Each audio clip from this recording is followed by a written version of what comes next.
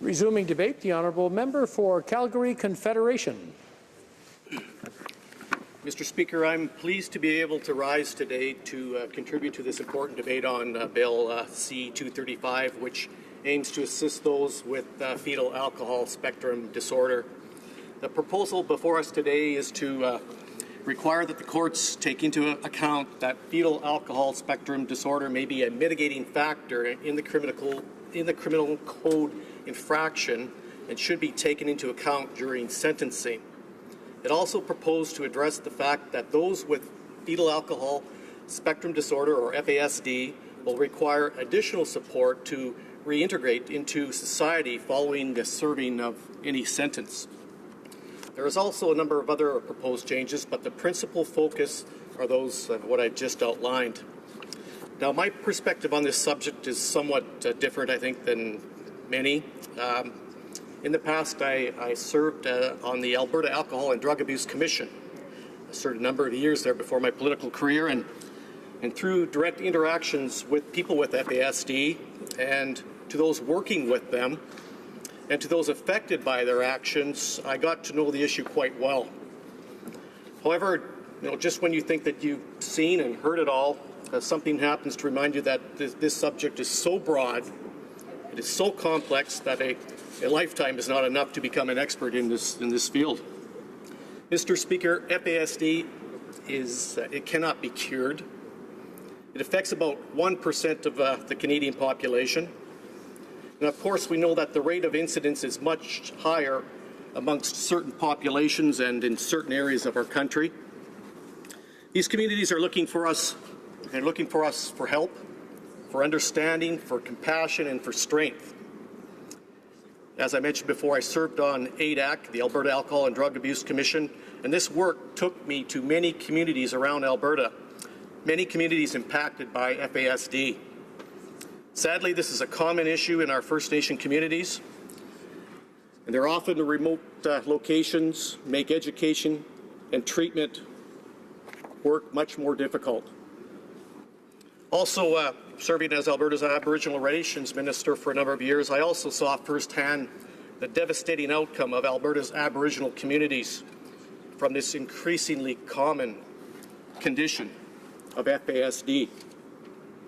One of the challenges is identifying this disorder early and to deal with it appropriately. The average assessment alone costs around $4,000 to $5,000. Then there's this never-ending stigma attached to this particular mental illness. Families themselves they often don't even seek help for their children because of this alone. Sadly, we know that those born with FASD are already facing an uphill battle in life. Many are born into poverty, and they're often born into a world of substance abuse, neglect, and endless other challenges. We know these conditions are the base conditions for problems later on. FASD victims, and I call them victims, as they suffer due to the negligence and the negligent action of others, specifically their biological mother. And they are more likely to be involved in the criminal justice system and experience health and learning challenges. And I will say before I go any further that this bill, it will not improve or change the situation for FASD affected people. We know judges already, in every court case, they're required to exercise their judgment and their discretion when sentencing. So I don't think that this bill will change that. As with many mental health issues, talking publicly about it, it goes a long way to helping everyone understand and to cope. I think that the justice system is becoming much more aware every day about this mental illness. I am concerned that we are singling out FASD for special consideration apart from other mental health conditions. We need to understand that the situations faced by one's mental illness often and significantly overlap with those faced by another. Why only help those suffering from one mental condition? As a nation, we are quickly opening up the conversation on mental health issues, and this is a good thing. It wasn't inevitable that we would end up discussing mental health in terms of the criminal code. We know that those with mental health issues are at a much higher risk of having a relationship with our criminal justice system. Our justice system holds Canadians to a certain standard, and a certain standard of conduct and a certain standard of compliance. It presumes rational thinking, and it presumes certain sensibilities. But we know that mental illness makes these societal expectations go beyond the reach of those suffering from a mental health condition. The challenge is balance. How do we balance the expectations of a large portions of the population that expect people to follow all the rules with a portion of the population who are not fully capable of doing so? When something goes wrong, who is the real victim? I say they both. We need to be compassionate and understanding to realize that both are victims, one long ago and one more recent. This is a challenge that we face as a society. 90% of those with FASD have behavioral issues. More than 40% have mental disabilities and intellectual impairment. More than 40% have depression issues. Often these issues overlap and make treatment even more difficult to tailor to that particular individual. The stats are really shocking. According to the research by the University of Alberta, Professor Jacqueline Pay, 95% of people who suffer from FASD have been diagnosed with mental health problems such as anxiety, depression, and schizophrenia.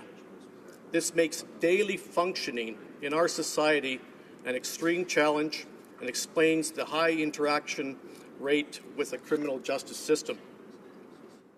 The executive director of the Fetal Alcohol Syndrome Society of the Yukon explained it before a parliamentary committee quite succinctly. Linda Bradley, she said, FASD sufferers can only speak at a normal adult level, but end up understanding at a grade 4 level. Imagine how this causes issues on the streets, in interactions with the police, or when seeking medical care. As the May 2015 parliamentary report from the Standing Committee on Justice and Human Rights noted, it is estimated that each individual with FASD creates roughly $1.5 to $2 million in direct costs to federal, provincial, and territorial governments over a lifetime. Each individual, $2 million. Many witnesses reported that people who care for a child with FASD also bear a heavy burden psychologically, socially, and financially, as well as in their professional and marital lives. A great deal of work was done in this issue in the last Parliament, and the conclusions were clear. We need better, more rapid diagnosis, and we need timely and appropriate interventions to mitigate the negative impacts of this disorder. This bill, while well-intentioned, fails to capture the fact that this is a variety of mental illness, that it is a variety of mental illnesses and disorders that result in criminal justice issues. So I urge my colleagues to do what they can, of course, to assist FASD-affected people. My experience has shown that they can often speak for themselves. They can't often speak for themselves. And they know that they need, but they can't often articulate their needs. They often live beyond the reach of urban support programs.